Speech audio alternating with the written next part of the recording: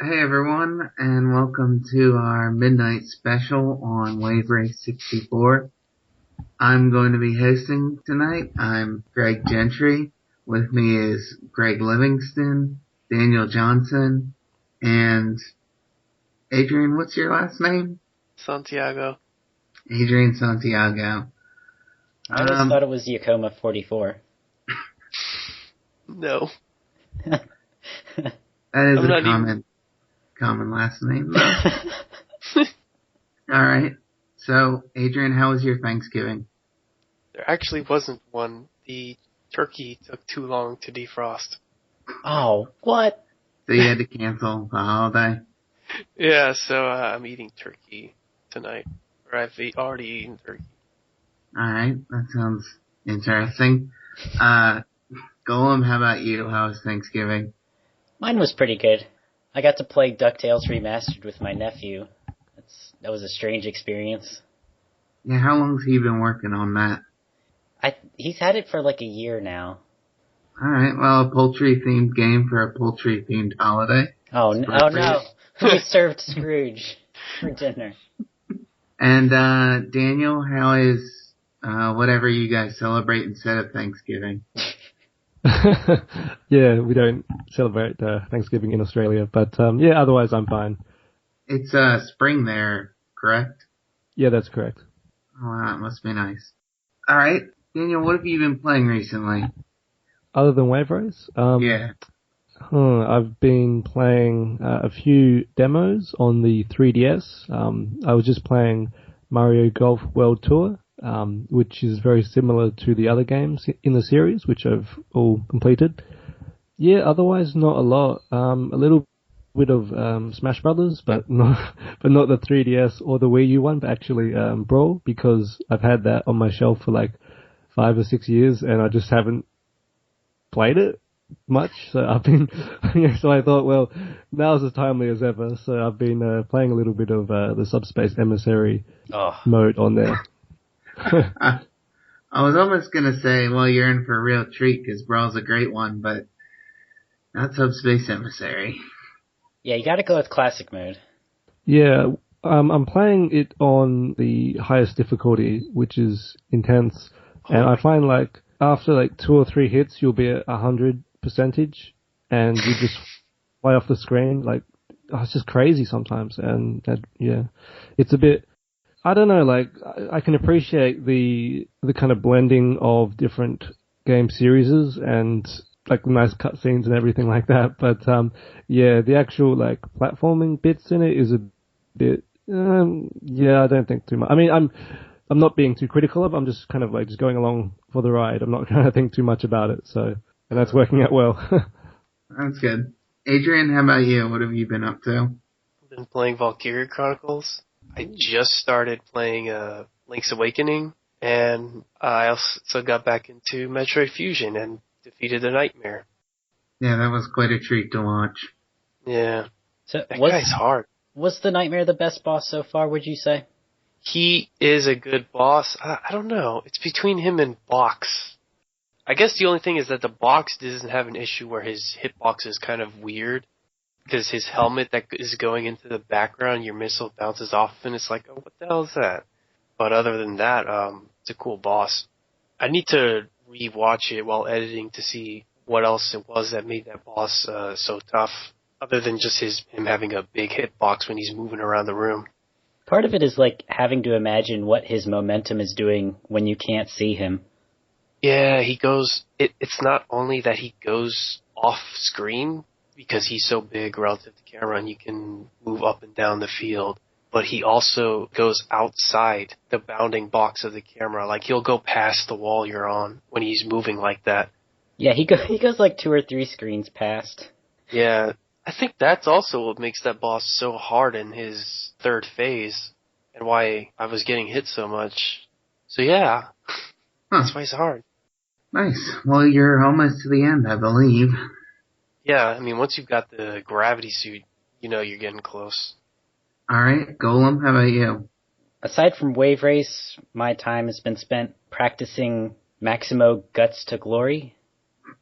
And It's this PS2 action platformer that's kind of I guess aesthetically speaking, calls back to Ghosts and Goblins, but mechanically it doesn't feel very similar because Ghosts and Goblins felt very precise with all of its jumps and attacks, whereas I have a little trouble gauging where my momentum will take me and where exactly my sword will land in 3D space in Maximo. So the enemies are pretty simple, but they do a good job of drawing out what makes the game interesting, like there's just a guy that throws a boomerang axe, and there's a guy that blocks your hits. So the enemy sets are simple, and right now I'm still just getting used to friggin' controlling Maximo. So there's a lot more learning of mechanics in that one versus in the older series where it's more oriented around reflex challenge. I guess I would phrase it as a difference between learning mechanics and learning the level. Yeah. I don't know if learning the level ever really helped me in Super Ghouls and Ghosts. You certainly have to memorize, like, at what pixel you apply the double jump. Does he still fly out of his underwear? Well, he keeps his underwear on, but... I meant... You know what I meant. Yeah. He flies out of his armor. Okay. Yeah, they've taken the series to the next step by allowing you to buy different patterns of underwear. Actually, another thing that separates it from the 2D games is that you get 4 hits per piece of armor. Oh, that was much needed. Yeah, well, it goes fast. Oh. You know, he doesn't turn into a skeleton when he dies, though. I miss that. Yeah, he just kind of folds over. Yeah, not as fun.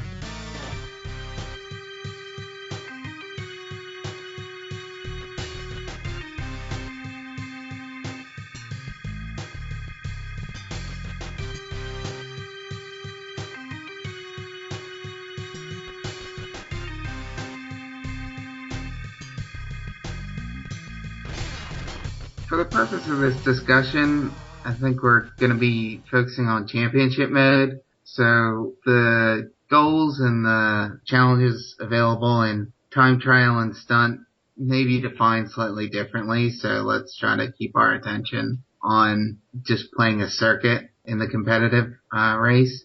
And we're also going to focus a little bit on Twilight City, particularly the expert version of Twilight City. I picked out that course because I think it has a lot of variety, but if we find it's insufficient for the discussion, feel free to throw in examples from any other course. Okay. So, Greg, in championship mode, what's the goal of a given race? There are a lot of sub-goals, but I suppose your primary focus is just being able to open up the next race. So, like when you get the course overview at the beginning, it says blank to advance, and your immediate goal is just to get however many points that says.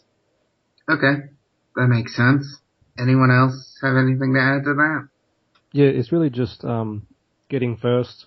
That's all you can do. And if in one race you can't meet the required set of points, then you can't continue. So that's ultimately within the game's own rules. That's your main objective, is just getting enough points to keep on going. Daniel brought up an interesting point with me the other day where he said, like, it's real goofy that I'm in first, but also I don't have enough points to complete the circuit. Yeah. Oh, yeah. Yeah, that happened to me on the Expert Cup. I beat all of the, all 8 of the tracks. I got to the end and I was first overall, but I was 1 point shy of the required number of points to move on to the next race, although there wasn't a next race, which just seemed like a really odd and arbitrary rule. Yeah, that almost happened to me as well in expert mode. I had so many points ahead that I could lose the next 2 races, being last in both of them, and I would still win. But once I got to the final course, once I got to Southern Island, it said second place or higher, and I'm like, oh crap, they're not going to let me cruise along for this one. They're going to force me to at least dominate them. Thankfully, I beat it, though, and that's how I beat Expert. So ultimately, that illustrates that the game is forcing you to get a number of points, not to come in first place. Yeah. Which is really counterintuitive to the way that most races work, and the fact that you still you can still get game over even though you could beat the second place race by like 15, 17 points, which was the situation that I was in. It's like, there's that much of a difference, and I still got game over. Like, Yeah. And by the same token, you can come in second place, and I think possibly even third place, and still succeed and see the ending scene. Yeah. Actually, I did game over with Jeter once, where I saw my score. I was second place in the overall rankings. I was only 3 points behind. But it's like, nope, game over. It's like, what? I could totally come back. So that was another weird moment. Okay. So, within the confines of that goal, or given that the understood goal of a race is to get X number of points from it, in Expert Twilight City, what kind of challenges does the player need to overcome to reach the goal? You absolutely have to know to jump over that first ramp. If you're Jeter or Hayami, you have to know that you will not get enough airtime to go over the ramp. You need to dive underwater, under the wall. Because on my first playthrough, I ignored it after I completely crashed on my first attempt after going it, and I was in dead last. I just ignore that as Jeter. I take the long way. I did that. Yeah, I did that as well. I saw no one, and I'm like, where's everybody? And I stayed in third. Yeah, and the problem is that you have, if you don't take that shortcut, then you just have to spend the rest of the race really refining your technique and your racing line. Adrian, I just want to ask, based on our discussions from last weekend, you've been trying that, ducking under the shortcut thing where you go underwater instead of up the ramp? You've been trying that and it's worked? Yeah, and it's not that I'm trying that as word, it's that's what I do every time I go to that level with Jeter or Hayami. You mean you go off the ramp and then use that momentum to dive underwater, right? Yes. Oh, that trick you were talking about. No, I have not tried it yet. I should have tried it, but I was playing with what's her face, a Stewart, so there wasn't a point for me to do that. But she's too slow, so that sucked. We saw this crazy video where this guy just drives straight ahead, skips the ramp at the beginning of Twilight City, and then off of some innocuous wave gets enough momentum to dive underwater. Oh, that sounds like quite a trick. It looks really funny, but it's amazing if you can pull it off. I'm gonna try it. Yeah, you should include a link to the video in the show notes, Greg. Yeah. So, you said you thought, Adrian, that hitting that ramp is necessary, but Golem and Daniel said they don't use that, and presumably they've won the race before. So, can we consider that an optional challenge? Yeah. Greg, Daniel, just to confirm, you have beaten Expert, or Twilight City first place going around the ramp. Yeah. Okay. Yeah, first or second, I think. It is quite tricky, right? Because there's another little trick that you can do in Twilight City where all of the subsequent ramps, you don't go up them because, any airtime just slows you down. It's better to be staying down in the water. But the real issue with that is right next to all these ramps, there's just these little spike balls and there's not a lot of room to maneuver on through. So if you miss the shortcut right at the beginning, then you really need to be able to take control and get through those spikes, which is really tricky. Part of the challenge I've found with those spikes is that the ramps themselves obscure them. So you have to have a good feel for the spacing ahead of time. Yeah, it's not just the ramps, it's also the player avatar, which is something that Adrian talked about with me before, where it's because on the camera is so low and zoomed in, the player avatar obscures what's right in the middle of the screen. And so those two things just create a huge blind spot. Yeah. You have to push C down and you'll get probably the best camera, which is a nice zoomed out angle, and it's much easier to deal with them. But the default camera, you got a blind spot right in front of you. Yeah, actually I haven't even tried the other camera angles. Oh. So, what else in Twilight City? What is necessary for the player to complete their goal for the race? Well, there is a ramp. It's the last ramp just before the start line, where you either take the ramp or you have to maneuver around the pier that the ramp is trying to get you to jump over. I've always found it was faster to take the ramp and then shift my balance forward so I could land down quickly and then get right back up. Yeah, that's interesting, because in the same video that we watched where the guy does, where he uses the momentum of a wave to go underwater and do that trick with a shortcut, he also avoids that final ramp that you're talking about, and he goes a long way around, which I thought was really interesting, because I also go up the ramp because it seems like such a self-apparent shortcut, especially if you're doing the trick where when you're about to move off the ramp, you just brake and it'll cut down your airtime a bit. Mm-hmm. So it's the same kind of thing that you can do to minimize your airtime off of waves. Okay, here's another thing. Do we all ride over the sandbar, or do we go around it? With Jeter, I find that he keeps his momentum well enough that I can take whatever crazy turns I want. So, like, going over that pier at the end of the race isn't too crazy of an idea. And the same with the sandbar. Whereas, like, with Mariner, you definitely got to go over that sandbar. Yeah, I was going to say I don't go over it with Mariner. Oh, no. He doesn't turn well enough, so I just take the wide route. Yeah, I played with Hayami, so the sandbar is what I went with. He's got much of looser turning, so yeah. Yeah, I tend to cut the corner, not go. I mean, like when you guys say that you go over the sandbar, you mean like how close do you hug the wall? Are you like halfway between, or because that's a pretty tall little kind of ramp there, right? Oh, I usually manage halfway. Yeah. About halfway, so that it doesn't make you go in the air too long, and so you keep going straight towards the ramp, but not so you can go on it, but so you can go around and sea urchins, spike balls, whatever. Yeah, I don't think they're sea urchins. I kept thinking they were sea urchins, and it makes a lot more sense, because that's what they are, but there's just spike balls. Right out of Mario. Well, they're relics of World War II, left behind on these ancient jet ski courses. Yeah, the ancient land of Twilight City. So Right. the obstacles in the course are required because you got to get through the course. But there's also the fact that you can't, if you need points, then you can't skip more than 5 buoys. Right, but there are times occasionally when you don't need any points. Yeah. You can retire, which is weird. That's when you're so behind, you know it's not even worth racing anymore. But I've never had to do that. So what you're saying, Greg, is that the requirements for passing the course are situationally determined, not something hard and fast that you know going into the race? It's a mix. I mean, the number of points you need is situationally determined, and so, like, you're going to have to be better than the other 3 racers, or you're going to have to be able to maneuver around buoys competently enough. But, you know, as dumb as it sounds, you need to have the ability to manipulate a controller so that you can get a guy through the course. Like, you can't just run into a wall and then get stuck there. Yeah, maybe that's negligible and not worth mentioning, but...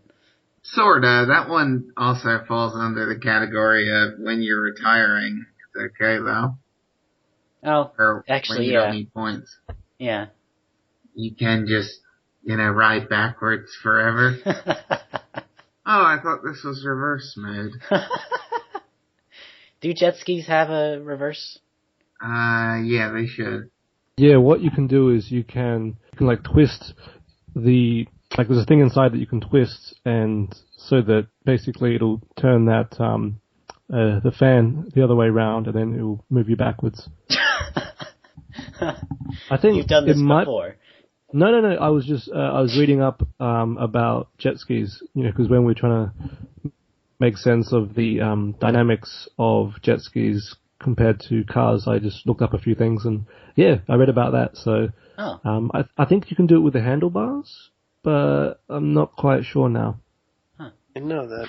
I'm sure one day we'll all get to experience that firsthand. We have discussed doing commune field trips before, right?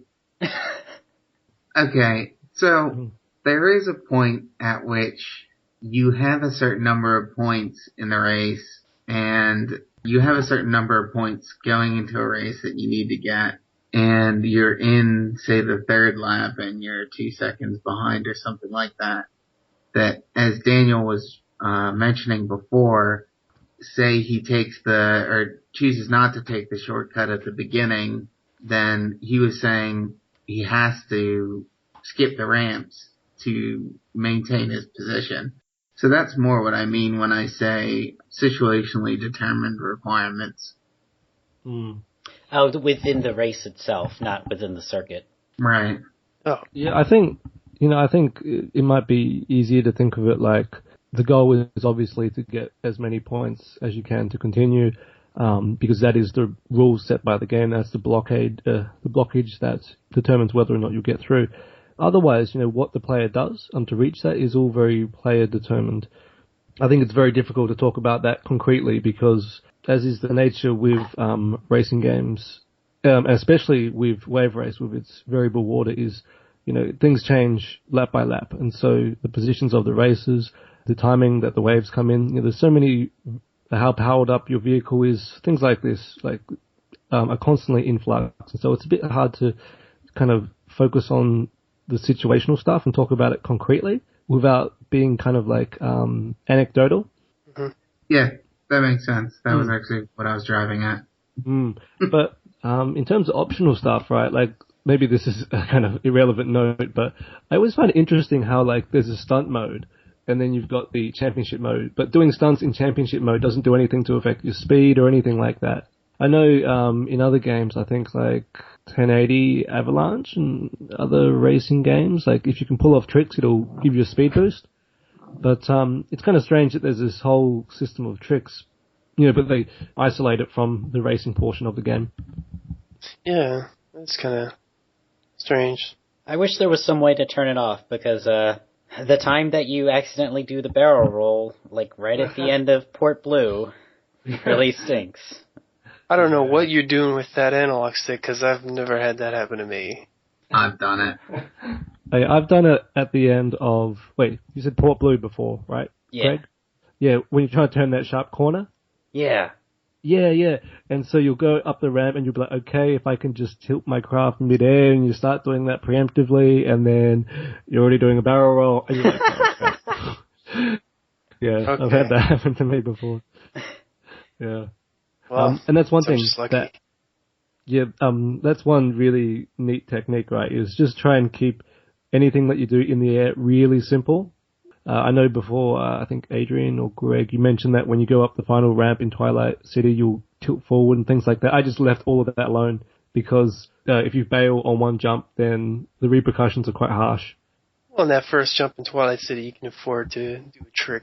Well, that is if you have the airtime.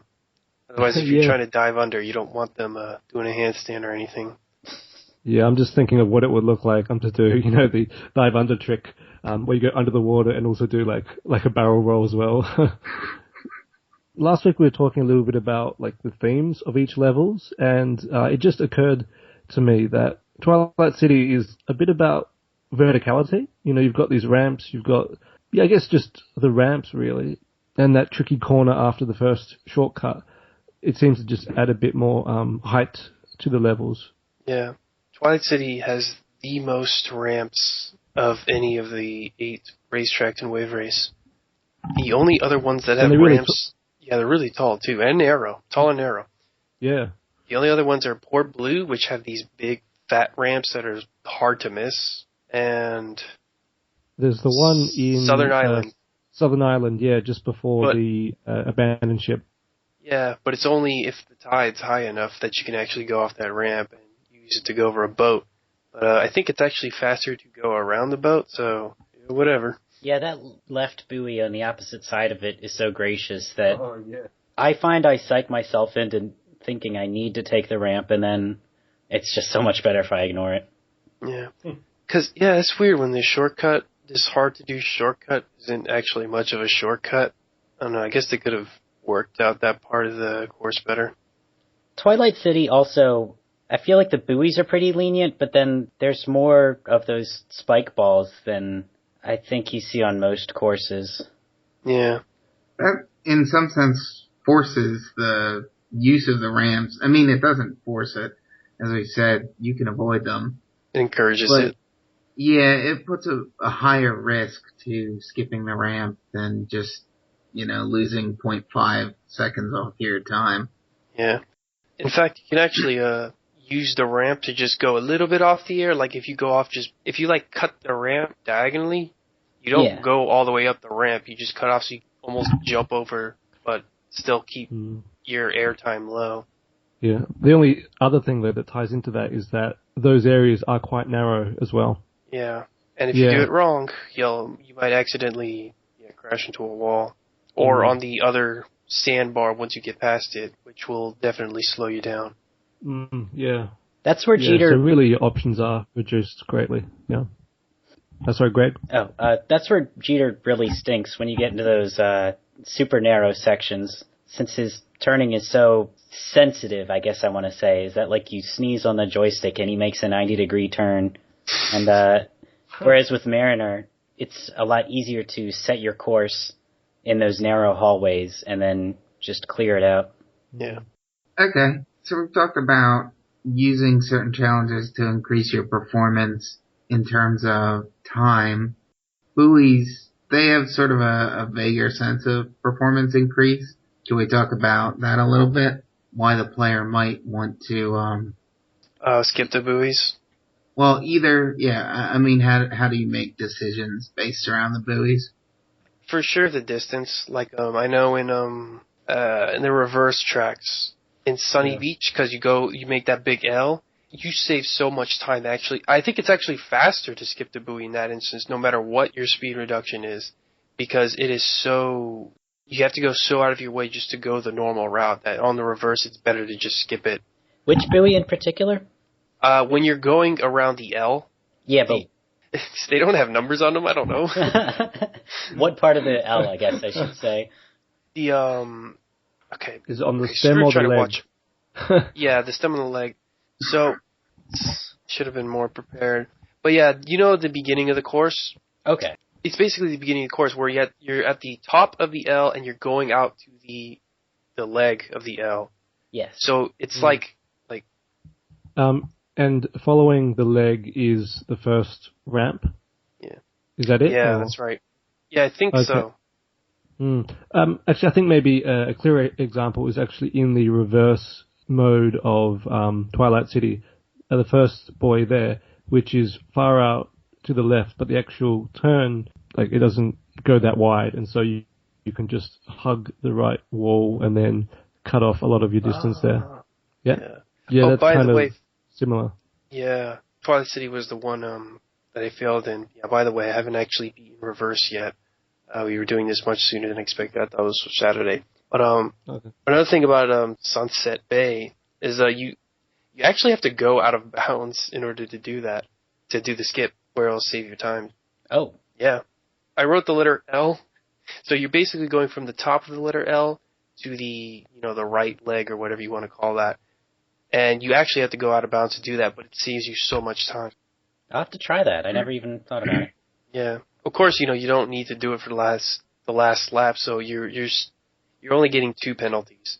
For me, I would just, unless it was like a do or die situation, or if I was feeling really risky, I'd always stick within the buoys because, that speed reduction is huge.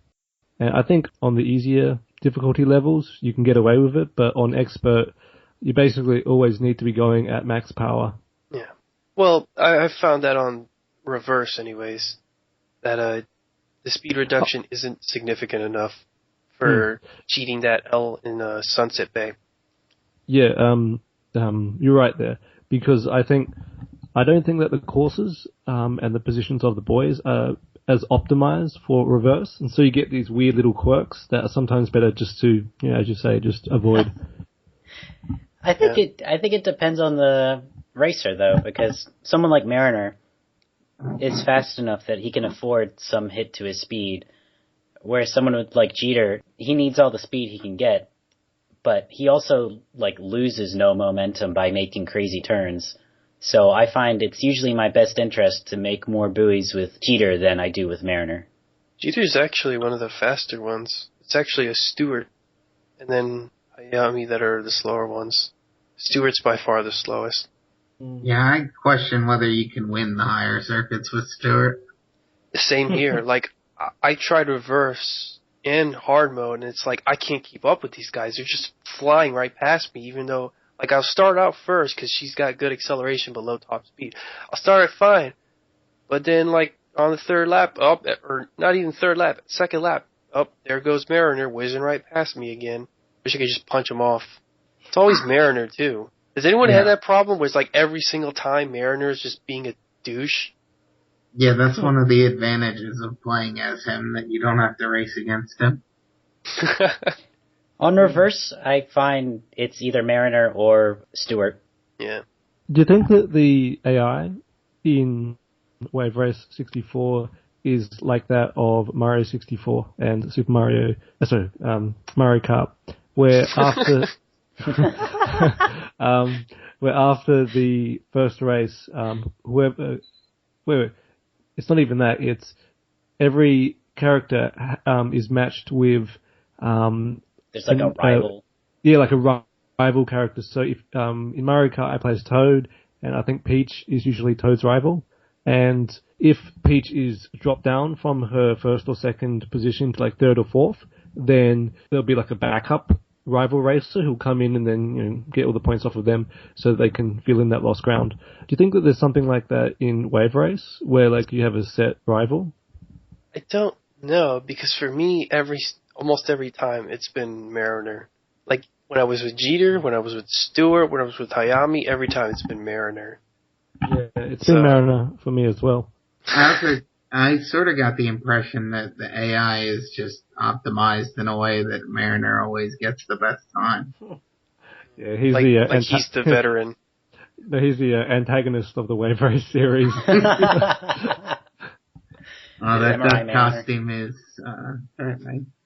Oh, no, if we're also talking about buoy shortcuts, the reverse track of Marine Fortress is another one. So once you pass the gate, it's another thing you do again where you go out of bounds, and then you go to that turn right before where you see that coral reef. Because what the game wants you to do is it wants you to make an R, like a sort of a right triangle, but you can just cut the triangle and just go along the hypotenuse, and then you can go through it a lot faster, and you only miss like one buoy. So that was another one I found. Unfortunately, it was too late for me by the time I found that. But it was definitely going to help me on my next playthrough. Yeah, I'm still practicing reverse myself. I wonder if you can do that water trick with that gate. That really screwed me up, because I ran right into it in the first time reverse mode. I didn't go around it. It only opens on the second lap, but if you forget to take that into account, you'll get stuck at a dead end. It's like, oh shit. Well, if it was truly reverse, it would be open on the first two and then closed on the third. Yeah. Yeah, and you'd be driving backwards. Hear it open You can actually hear it open on the second lap? Yeah, you can. That's cool. Well, that is if someone else doesn't get it open before you and you're like fourth place. Otherwise, it's just, hey, this thing's open. But you can see it happen open right before your eyes. Yeah, I think it's prompted once the first place racer is moving around that corner with all the... it's quite choppy, and there's like two boxes in the water. Yeah. Yeah, it's a corner right before it. Those boxes. Those boxes in that narrow hallway. That's tough. Hate those. Yeah, those will get you. That's why I always go around them in the first section with the boxes. I just don't even bother weaving between them, because I never know if the water's going to make me go like right above them or right under them. So I don't even like try, weaving between them. It's too wavy. I always have to play that safe. Yeah, so that's an example of something where a challenge where the risk outweighs the reward. Yeah. Well, especially whenever there's some racers. What? Yeah, I'm not sure about that, because I only really crashed on that bit like 2 or 3 times, and otherwise there is a certain racing line that you can follow through that part. You just veer a little bit to the left and then do a sharp turn once you get to the end. Yeah, if you hug the left box, you can do it. I just meant it for Adrian. Yeah, that with was Stewart, how he's playing it. Yeah, with Stewart, I can clear that no problem because she has much sharper turning. But with Hayami, no, he doesn't turn fast enough to where I find it worth the risk, because Pretty sure I crashed with him more than anyone else on that section. And then Jeter's issue is that he turns too sharp. But looks like I'm going to have to get used to playing with Jeter, or at least a customized Jeter to beat reverse.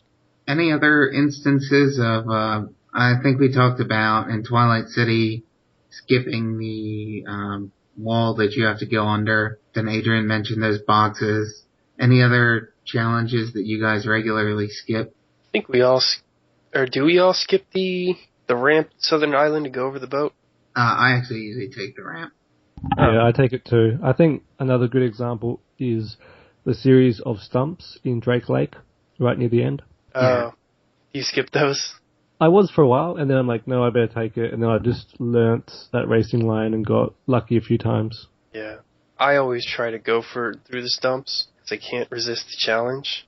But I've had more than one occasion where those have wrecked me.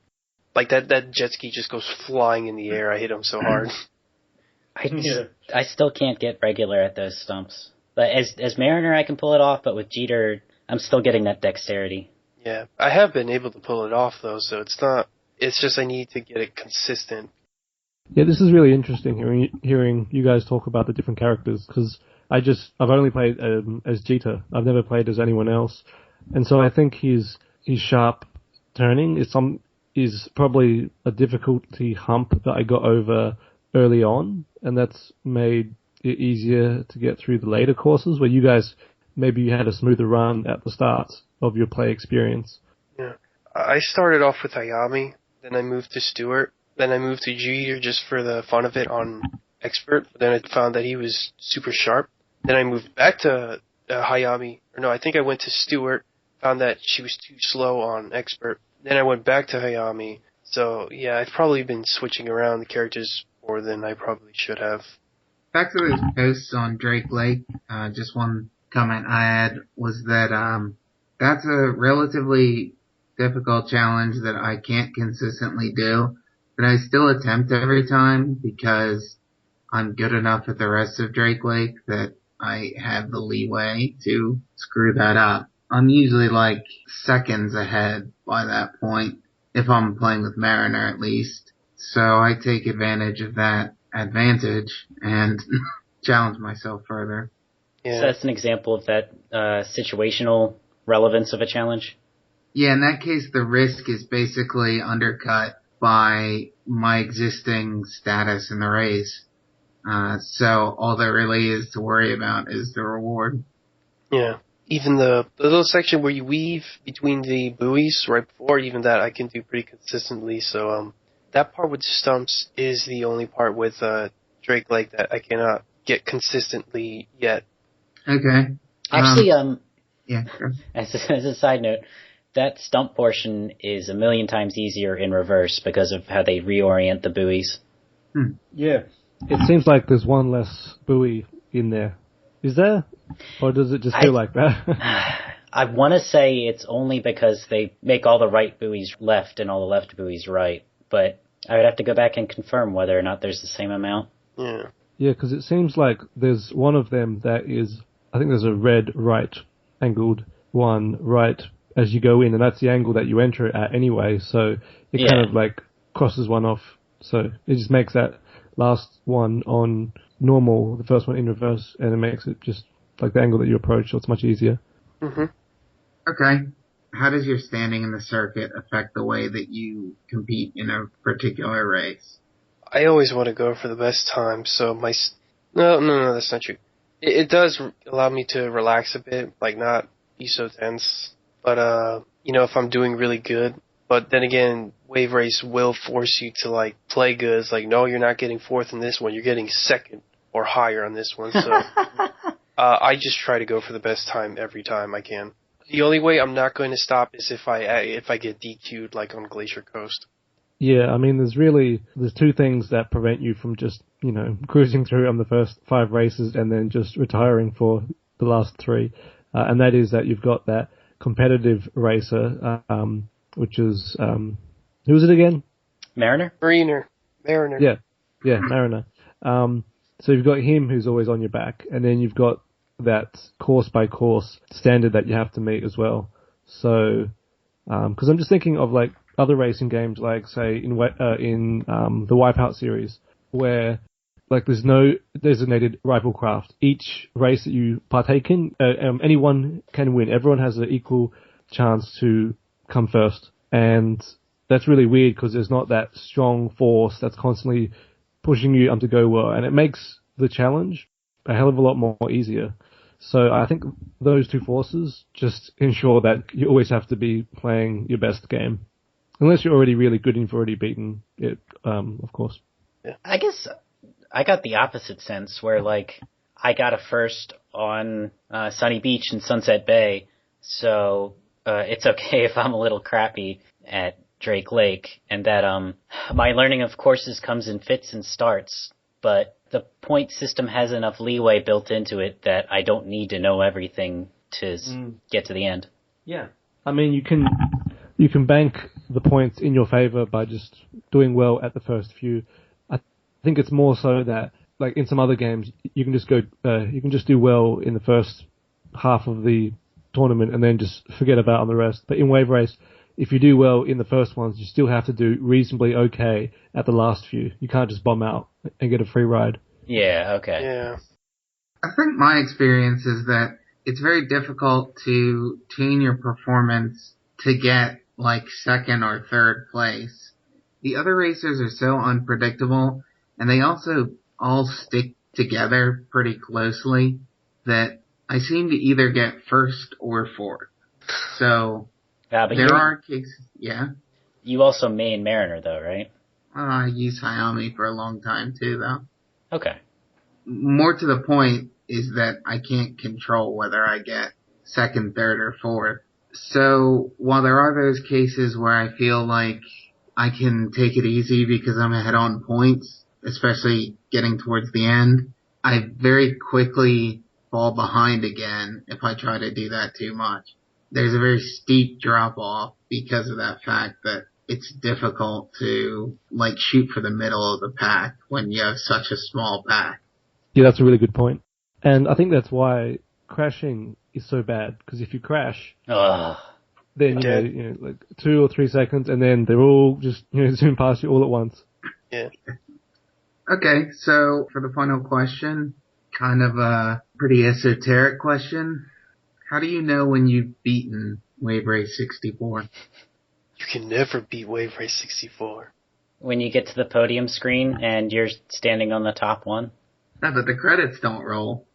Wait, when do they roll? I'm actually not sure because I haven't beaten in reverse.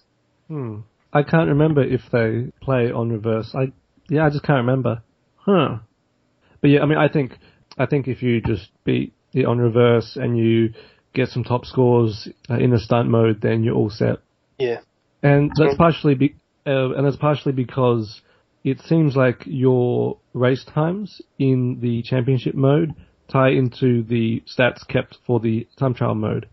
So if you just do really well in one mode, then it will affect those contributions will go into the other mode, which is helpful.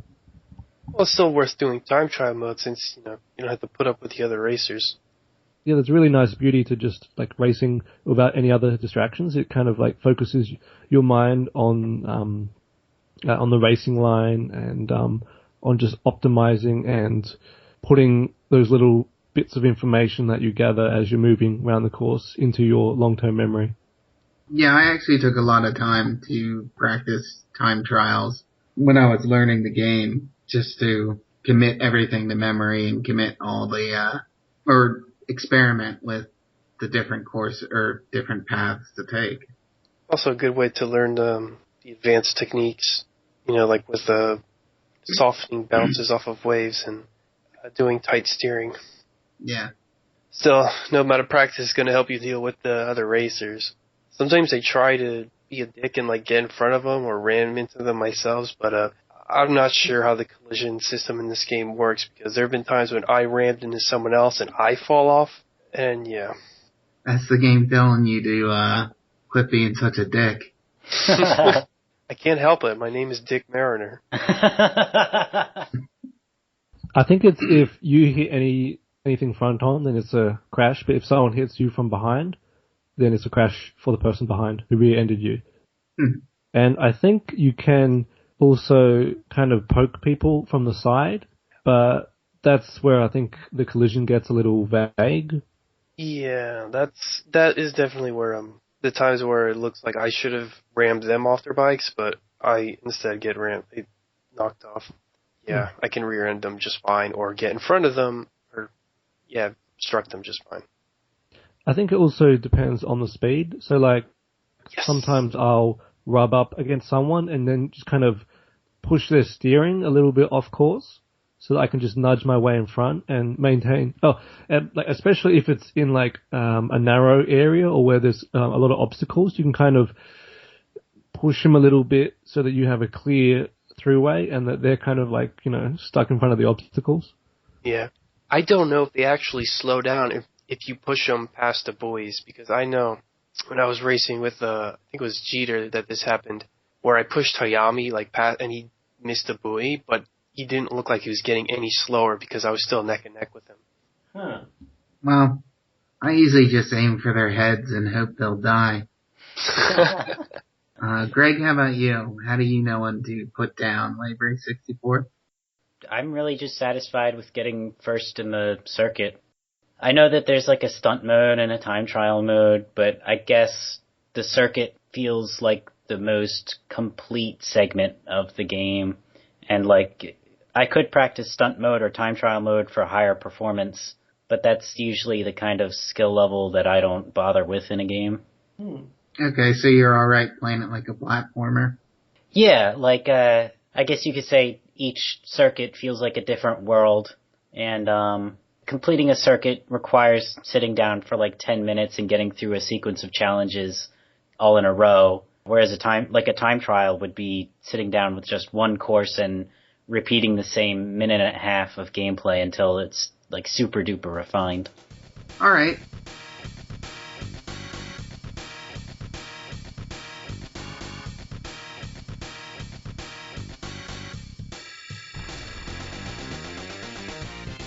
Alright, before we go, Adrian, who's your favorite 1970s singer-songwriter?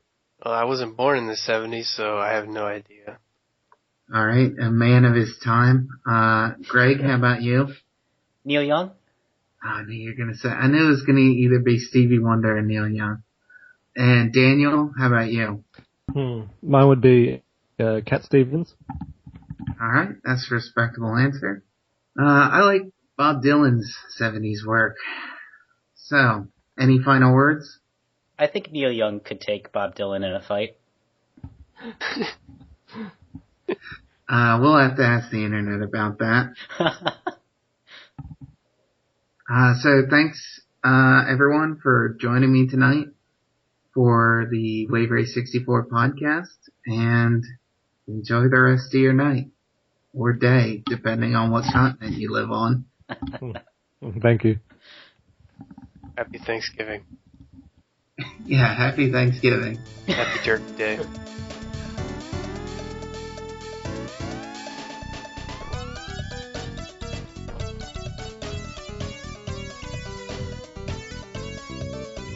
All music in this podcast was taken from Wave Race 64. If you have any comments or questions, please email vgcommune@gmail.com.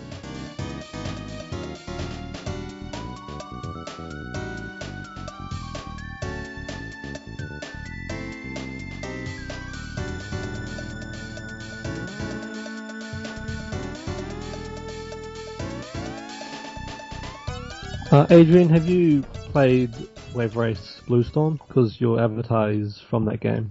So I just wanted to ask. No, I do not own it. I want to own it, though. I want to get it. Yeah, I'm kind of curious, but yeah, I'm not sure. Maybe. I mean, I read a few things that said that the controls are really awkward and twitchy, but and then I looked at some video and it looks like a bunch of the levels are very similar. So yeah, I'm not sure. What do you mean by similar? Like they all look the same? Similar to Wave Race 64. So there's another Drake Lake, there's another Sunset Beach, and it seems like most of the levels are based off of Wave Race 64. Okay, so yeah, you have some returning themes. So maybe it's not that surprising that we haven't gotten a Wave Race 64-3. It should be for the 3DS, man. Wave Race 3DS. Wave Race 64 3D. It's so weird to say. You know, F-Zero did that a lot too. Like reuse courses between sequels. Yeah. Yeah, but those are still pretty different. They're True, pretty different because the 3 F-Zero games for consoles play very differently. Yeah. Yeah, okay. I still need to get back to F-Zero X. Damn, F-Zero GX is so pretty. That game is gorgeous. I want online multiplayer F-Zero for the Wii U. Make it happen, Nintendo. No, Mario Kart 8 don't count. Not Alright. F-Zero. That'll be our final word on Wave Race. That we want an F-Zero sequel. I want Wave Race sequel too. Come on, Wave Race. It's so cool. What, there are only 2 games for it? At some Game Boy I never even knew existed one? Yeah, that one looks really good. Are we talking like black and white Game Boy or Game Boy Color? Early 90s. It's black and white Game Boy. Black. Holy crap. It's top down, and it doesn't look like a good game. I don't think it has waves in it. I think you would need to talk to someone who enjoys top-down racers before you make that assertion. Yeah, well, considering that you'll never find that person, I think it's safe to say.